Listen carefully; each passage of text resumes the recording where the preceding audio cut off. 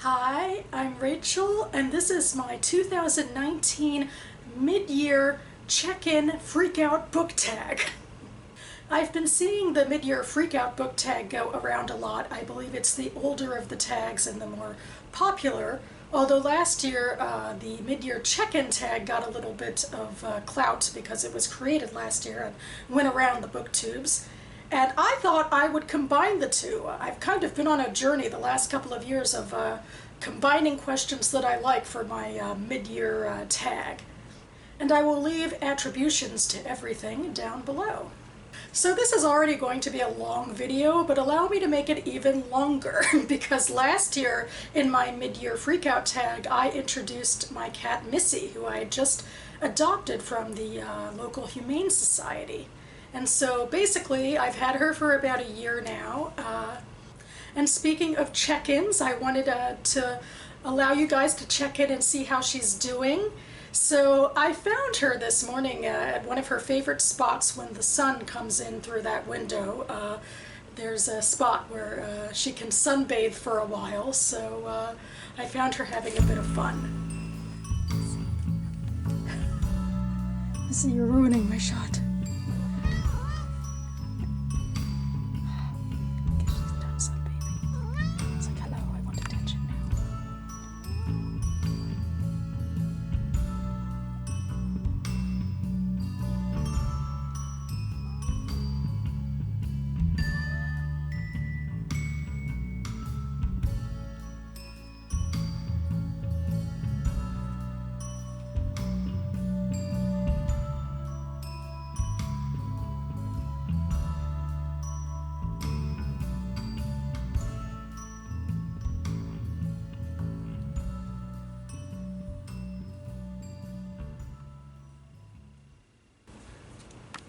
A final little cat note before I move on to books, I swear, is that I wasn't the only one to mark the year anniversary for Missy and me.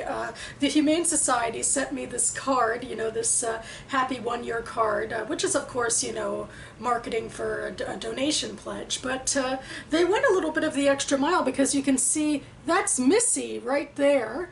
And here she is again, right here on the inside of the card. So I thought that was very cute. I was very verklempt.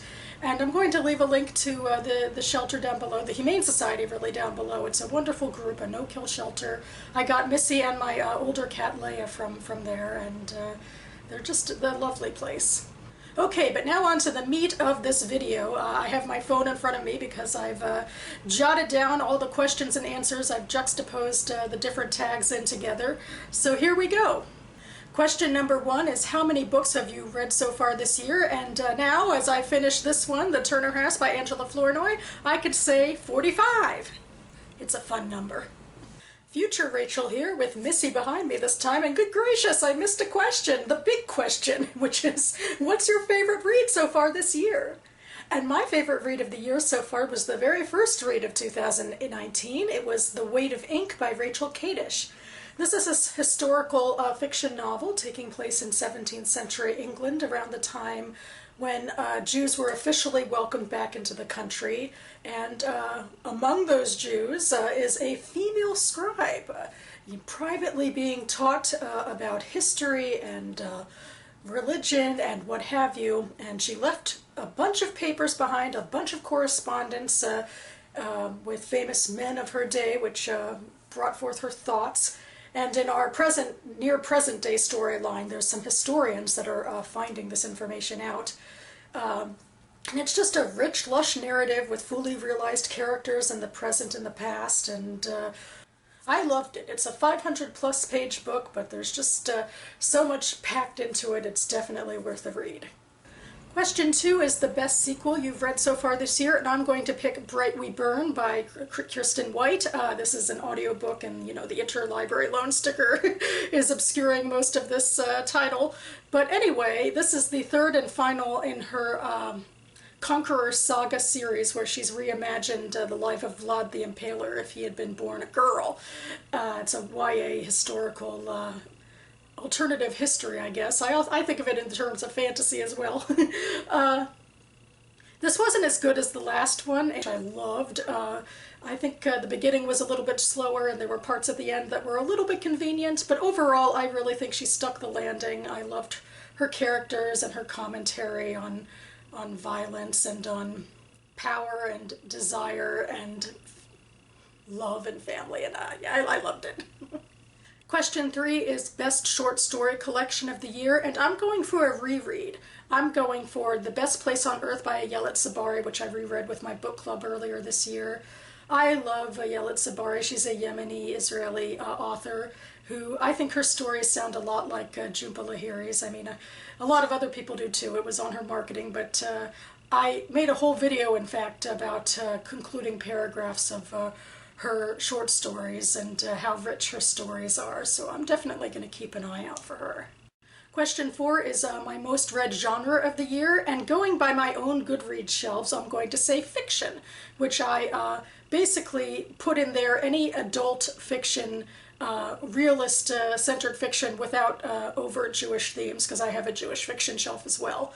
And it's surprising to me that fiction is my largest of the year so far, and I think I have to attribute it to the Booktube prize and all the reading I did for that this year. Question 5 is new releases that I have that I still want to read. I'm going to shame myself with the ones that I actually own and haven't read yet. This first one is Echo North by Joanna Ruth Meyer. This is a fairy tale retelling. It's her sophomore YA fantasy novel, and I think it's getting more play than her first one, which, well, is exciting for reading this one. I knew Joanna in a minor capacity through a Vidler community for NaNoWriMo a million years ago, so I've been following her career and I'm very excited. And next I have Antisemitism Here and Now, written by historian Deborah Lipstadt, and I went to a signing and she signed it and I should read it. Question 6 is most anticipated releases for the second half of the year. And through my research, I found that everything that stuck out to me was from September. The first one, I believe, I've seen around on a lot of tags, is The Testaments by Margaret Atwood, because I really loved The Handmaid's Tale, and I've also been enjoying the Hulu series, although I think it's kind of warped on itself. But anyway, I'm excited because I think that she's going to reset some things and give a broader sense of the world and issues around it. Then I have Becky Chambers' new novel, To Be Taught If Fortunate. She wrote the trilogy starting with The Long Way to a Small Angry Planet, which is a really optimistic take on spacefaring fiction, and I believe this novella will be in the same vein. I don't think I've ever read any science fiction novellas, so I'm excited to give it a go. And then finally, I found out about this through Book Riot, coming out in September, is The Liar by Ayelet Gundar-Goshen. And I read her book, Waking Lions, last year and really loved it. I loved her uncomfortable commentary she had about issues in Israel, and I believe that's going to continue with this book. Not so much about the Israeli-Palestinian conflict, actually, but other social issues. Question 7 is the biggest disappointment of the year, and I'm going with Before Mars by Emma Newman. I'm not saying this in a I hated the book sort of way, but I mean, overall I actually really loved the book, but the first 2 books in the series, Planetfall and After Atlas, really blew me away, and Before Mars didn't. I think that the way that she introduced backstory was a lot more schlocky in this one than the other 2.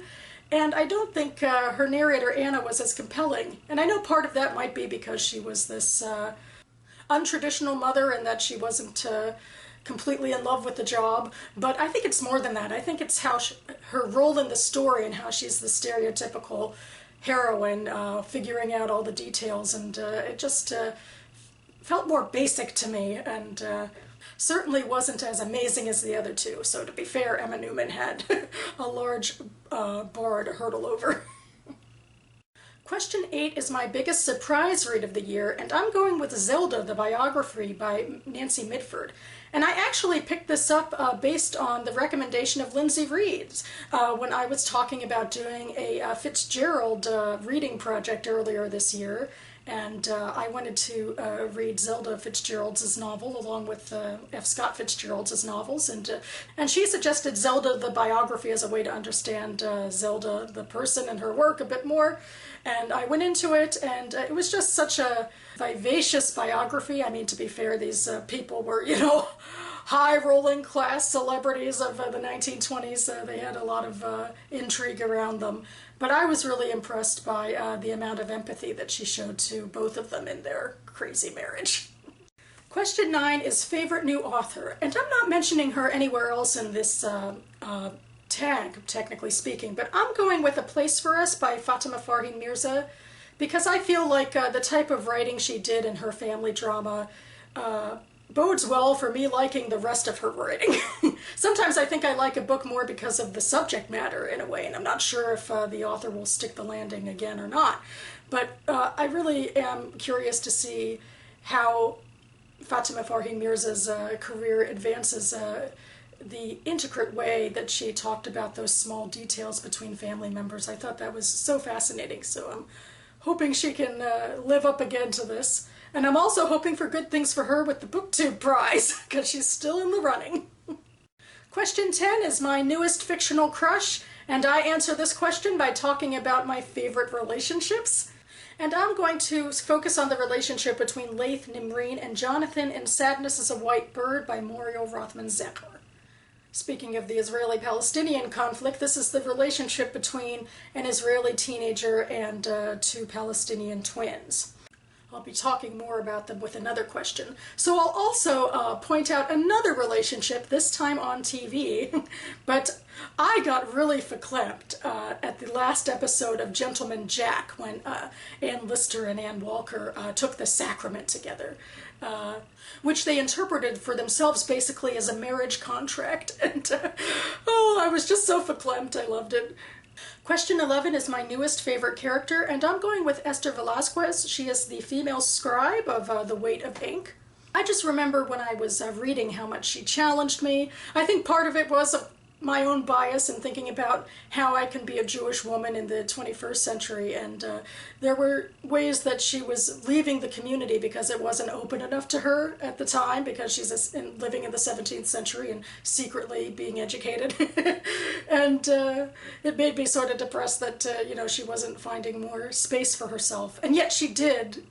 She had a mentor who was a rabbi, and she was a deeply thoughtful woman, and she got to, you know, interact with Baruch Spinoza, you know, things that people can do in novels, but she was just so compelling in her drive for education, and also her drive for personal fulfillment and relationships. She stuck with me. Question 12 is a book that made you cry, and now I'm returning to Sadness is a White Bird by Muriel Rothman Zecher. Particularly the scene when Jonathan is leaving for boot camp for his Israeli Defense Forces assignment.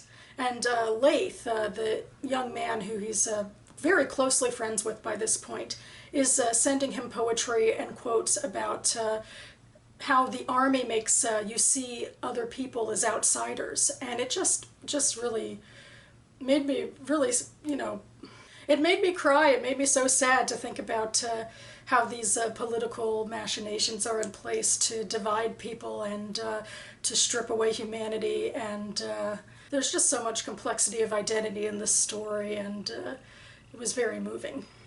Question 13 is a book that made you happy, and I feel like I'm going to the opposite end of the spectrum here with Fox Hunt, a memoir of Yemen and my Odyssey to America by Muhammad al-Samawi, because it is a book about a young man in Yemen who starts out in sort of a hateful environment, in that he's being taught to place blame and suspicion onto the West and onto Jews. And then through a series of events, he's able to expand his worldview and see that people aren't so different after all, and to create relationships that ultimately save his life in this book. So it was really a well-needed dose of hope, and it made me happy. Question 14 is my favorite review or booktube video, so I guess I'm going to stick with my booktube videos for this one. I really enjoyed my Try a Chapter Star Wars sampler video, mostly for how I integrated the music in it. That was a lot of fun. And I also thought my pacing was pretty good because I was going through a lot of chapters of Star Wars books and it wasn't too long, unlike this video.